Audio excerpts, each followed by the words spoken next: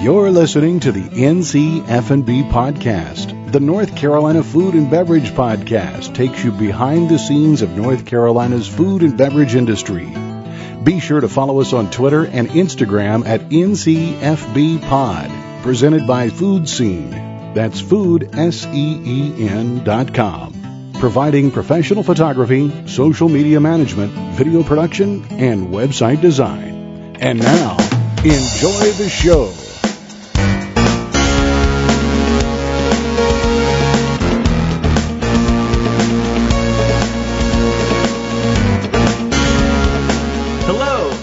Thank you again for listening to the NCF&B podcast. I am your co-host, Max Trujillo. And I am your co-host, Matthew Weiss. Let's talk some whiskey because I am thirsty. And we are with a superhero, David Shazam Szlam of Virgil, Kaine Low Country Whiskey out in Charleston, South Carolina.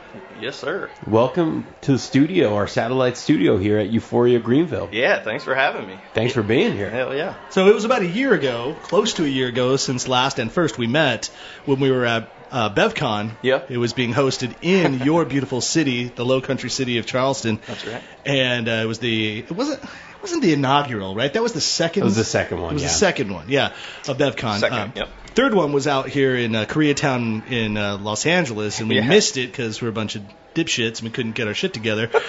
Either way, I don't know if you missed it. We missed it. I missed it as well. Yeah. Okay, well, we all missed it The together. move to Los Angeles made it a little bit difficult. A little challenging. Yeah. But when we were at BevCon, we were hanging out, and the nightlife at BevCon was probably unparalleled to nightlife in general. It was a good time. We all had a great time. Great. And I do not use that word lightly. Great. Yeah.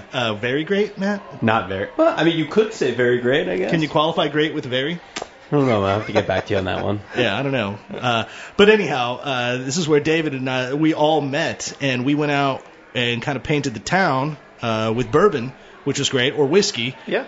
A little of both. Are we talking whiskey? Okay, so for all the people that got to know about bourbon and whiskey and all those things, what's just the 5-cent story about why is it bourbon and why is it whiskey?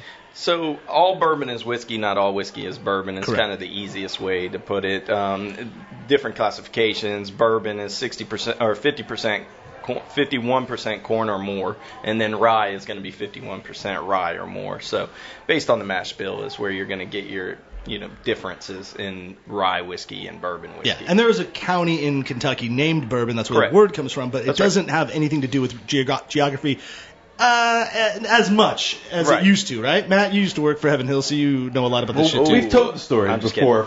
I know, but we're at episode 117. We told it in episode 9, so we could probably say it again. That's a good point. So there's the Bourbons of France, where also the bourbon name comes from, and so they could have settled that. But then there's also there's 4 stories about how bourbon came to be bourbon, and one was the idea of where they sent it down the river, and that's right. The barrels caught fire. Real long story short, by the time it got to New Orleans, it came out, it was oaked, and it was red. That's why you have to put bourbon in new oak barrels. And the only thing that was still legible was on the barrels was that it said bourbon because it came from Bourbon County. So the people in New Orleans said, well, get us some more of that bourbon. And then it became known as bourbon, and that's why you put it in the new charred oak barrels. There you go. Yeah. But you're not making this out of Bourbon County, Kentucky. You're making this in South Carolina. Correct. Where specifically are you located? Where's Virgil Kaine? We're in Charleston, South Carolina, and so most of our whiskey comes outside of Charleston, South Carolina. So we consider ourselves basically Scotch makers with American whiskey. So we'll source whiskey from wherever, Indiana, Kentucky, Tennessee to Wyoming, actually. Okay. We found some great whiskey all over the place. And what we do with whiskey is finish, blend, and infuse whiskey.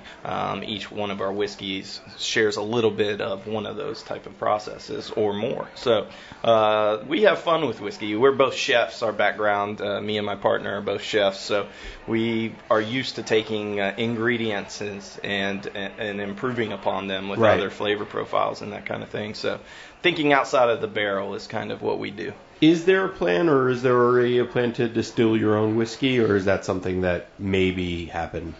It's a I wouldn't say it's a plan. The plan is to create great whiskey and to also tell the story of blending, how important that process is in the whiskey culture. In Scotland, it's very prevalent. Everybody knows the blenders. They're the people that are the most, talked about and praised. And in American culture, it's a little, less discussed. And so what we want to do is bring that creativity to the forefront of people's minds and let people understand that, yeah, you got great whiskey, but what do you do once you get that great whiskey out of that barrel to put it into a bottle? There's many steps that happen after the fact that it comes out of the barrel that the average consumer doesn't really know about. So, and that's where we come in, and that's what is different about us is we're flavorists, and we're kind of crazy when it comes to tweaking things and trying things and doing new things, and that's kind of our niche. So yeah. And just to put that into perspective for you, I mean, to piggyback on what you're saying is, most consumers also don't know that there's about 8 major houses that's producing whiskey in this country or bourbon in this country, and the rest of the people are finishing whiskey and or blending whiskey. And some of other famous whiskeys that you might be drinking, such as High West, although now there's some producing their own, have started out just the same and blending their own whiskey and making a great whiskey. So yeah, I mean, these people have been doing it for over 100 years. Right. It's hard to beat that kind of longevity and that kind of. When you say those people, you mean the people that are actually distilling, or the big guys? Yeah, like you were saying, the major houses. Those guys have a long history of making, and they have the equipment and the know-how and so it makes sense. Yeah, kind of kept it a cottage industry for so long, like maybe not cottage industry, but a family industry. Well, yeah, you know how I look at it more. I like your chef analogy that it's like when you're a chef, you're not always growing the products, right? Mm-hmm. Like you're not growing cattle, so you're buying meat and stuff like that. That's right. So it's kind of the same, and then you're just cooking it and seasoning it. So it's kind of the same thing. Yeah. And so I'd love to, one day open a distillery. Whether you'll taste that juice or not is yet to be determined, because I can't tell you if I'm going to distill great whiskey or not. But what I can tell you is that if and when I release something or we release something, that you'll enjoy it, because we are proud of that component of it. So for you guys, what was the...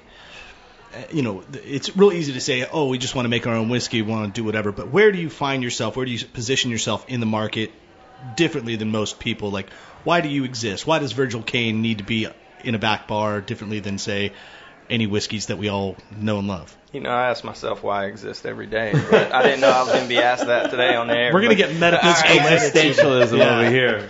No, but when it comes to whiskey and where we exist, the ginger-infused bourbon, what you have before you there, is what we started with. And it exists because that came out at a time when your honey whiskeys were out there, your cinnamon whiskeys, all these flavored whiskeys, right? Fireball? Yeah, and you're like... it's cool and people are doing it and they're loving it, but from a chef standpoint, I was like, man, let's look at this deeper. How do we make whiskey harmonize with an ingredient that naturally goes together? And in the South, ginger and bourbon are synonymous. They go together all the time. Ginger ale and bourbon. Exactly. Mm-hmm. And so we're like, but who wants to drink high fructose corn syrup and everything with your whiskey? I don't. And so I just said, we're creative. We can do better than this. And so we teamed up with a local farmer in Charleston. We found this ginger, and so we infuse it. We pick it once a year with him. Very young ginger. We macerate it with vanilla and lime zest, and we create this beautiful sipping whiskey that doesn't have all this crap in it. And it's just, pure. And so that's why we existed originally, is to say you can create a flavored whiskey, because it has to be classified as flavored. He's doing air quotes, folks. Well, that's my technical question. They can't see this? You can't see your air quotes. But a quote-unquote flavored whiskey. Yeah. Well, how do you put bourbon on the label then? Because bourbon technically can't be flavored by anything except the barrel. Right. It on the label, if you look, it says flavored bourbon, air quotes, or flavored whiskey, again, air quotes. But then it says ginger-infused bourbon. Correct. Ginger-flavored bourbon whiskey. Yeah. Because it's technically not bourbon at that point. It's technically not bourbon whiskey. So you can't put bourbon whiskey together unless it's, if it's flavored, then it has to have that word flavored whiskey in there. So it's not a bourbon whiskey from the TTB standpoint. Yeah. But that's for those of you who don't know, Tax and Trade Bureau, which is the governing body for all alcoholic products in this country. Exactly. Yeah. So there's different classifications. What they call the ginger-infused bourbon, that title is called the fanciful name, so it's just a name. Right. And then underneath it is the legal name, and that's what has to represent the product itself. You must know some powerful people, though, to get that label approved, because Angel's Envy has been controversially doing that and finishing their bourbon, which they've kind of like, I don't know, bourbon purists think that they're skirting around the issue by finishing in a port barrel. That's right. But still calling it bourbon. But I don't. Yeah, but they were able to call it bourbon because they said that, well, they technically did do everything in bourbon, they just finished it in a port barrel. Yeah, so, it's difficult. I mean, now they're saying it has to be called whiskey. So we're doing a new project right now that's a double barrel kind of project, but it didn't start as a bourbon, but it didn't start as an American whiskey. Air quotes again. But so we can call it whiskey because based on the TTB, the whiskey is defined as, such and such. Right. So whiskey is a much broader, classification than when you get into these subcategories like bourbon and rye, Irish, Scotch, yada yada. Yeah, right. And you can break your brain by thinking of all this stuff at some point. It's like, let's just drink some whiskey. Let's start. Yeah, we're gonna drink some rye first, right? Yeah. Oh, rye first. Yeah, let's go with the rye. So the color variance is huge. Isn't the it? Rye is extremely darker.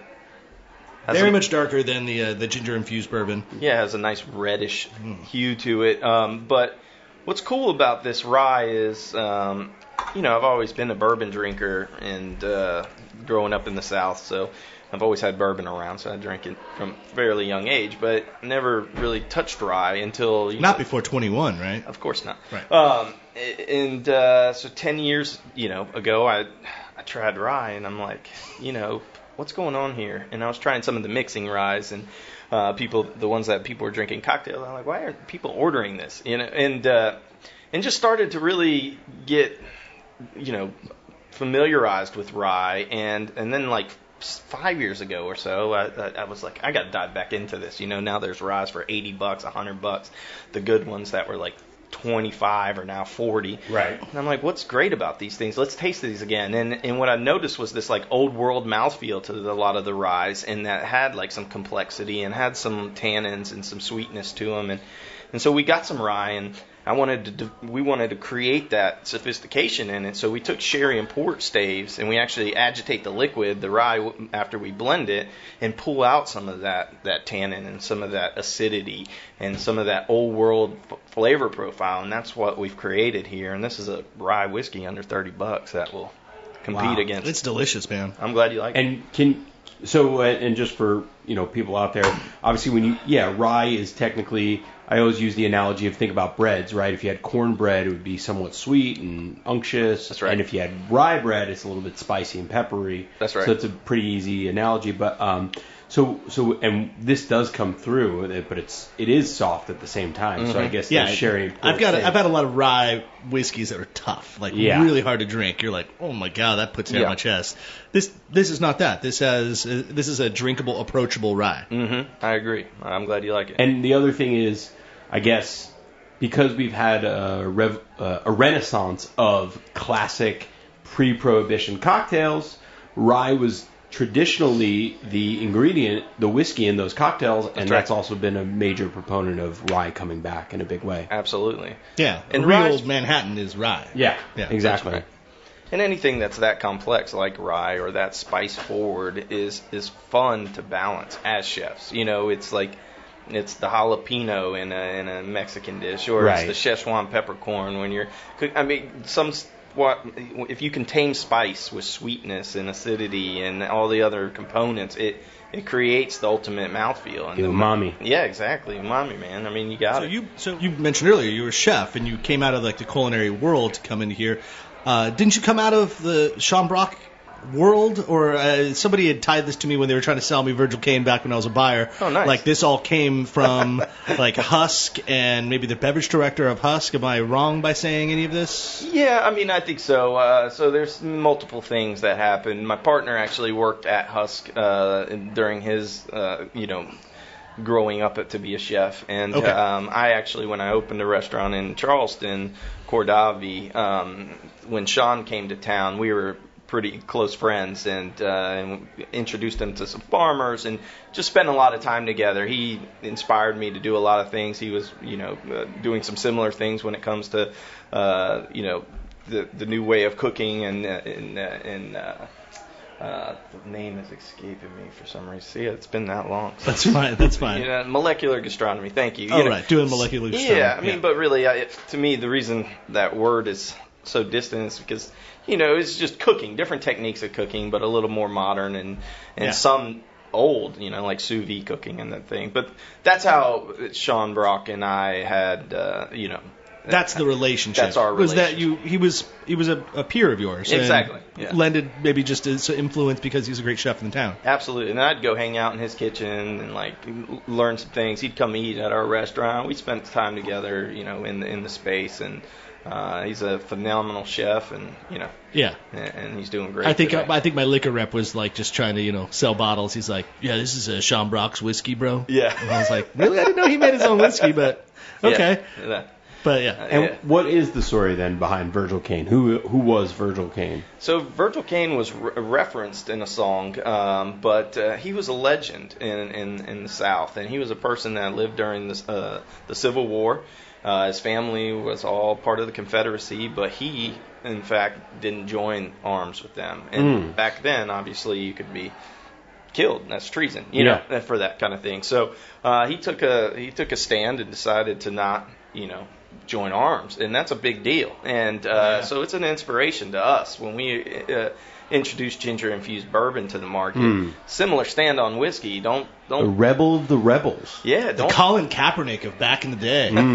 That's a whole different story. Decided not to stand. Yeah, he didn't stand. Yeah. The story of Virgil Kaine. So you read about this guy, or he's part of your family, or no? I heard about him through. That's his dad. Yeah, and this legend, and it inspired us because back when we created ginger infused bourbon, it was frowned upon to mix whiskey and deliver it in a sippable fashion. It wasn't.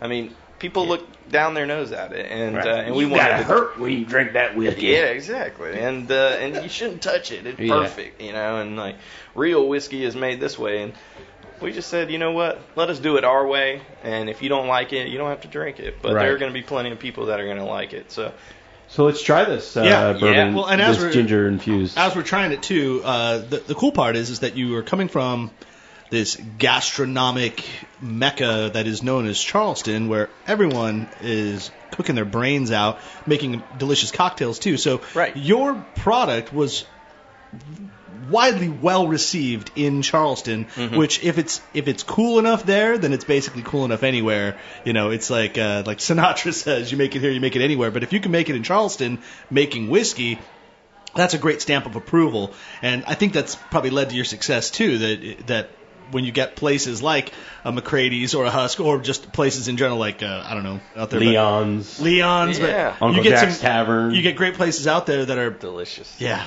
right. That's your burger joint, That's my burger joint, Yeah.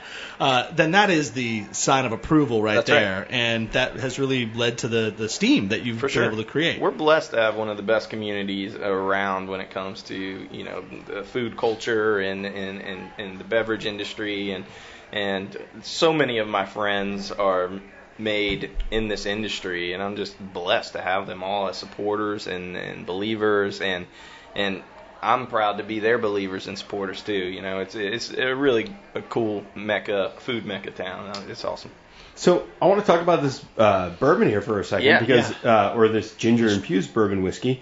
There still is a craze. Obviously, you had the Moscow Mule craze, but then they were starting to make bourbon mules. What's the name for that? What do you call a Kentucky Mule? Kentucky Mule. Yeah, or horse's neck. Horse's neck. Yeah. There you go. Even better.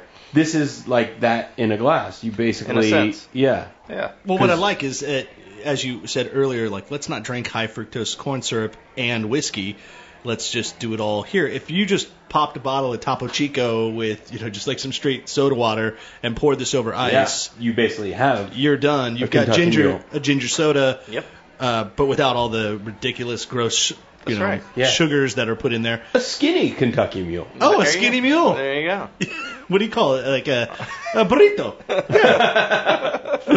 For people that burrito. Yeah. You guys want to have a burrito? Yeah. That's right. Burrito. Yeah. Skinny, tiny burro. That's right. Well, I mean, it's a great digestif, and what should be celebrated here is John Warren from Spade and Clover Gardens, who grows this phenomenal ginger. I mean, he is such a passionate soul and cares so much about his crop and the people that purchase it from him. And he grows things like turmeric, galangal. I mean, crazy things that the ordinary farmer wouldn't grow in Charleston's climate. And he just thrives at it. And without his crop, without this ginger, I mean, this product shouldn't exist. So it's because of him that we get to deliver such a great product every day. It's pretty awesome, man. And kudos to you guys, because you're making a product that is different. Like, as I was saying, like, how does Virgil Kaine fit into this back bar of many whiskeys?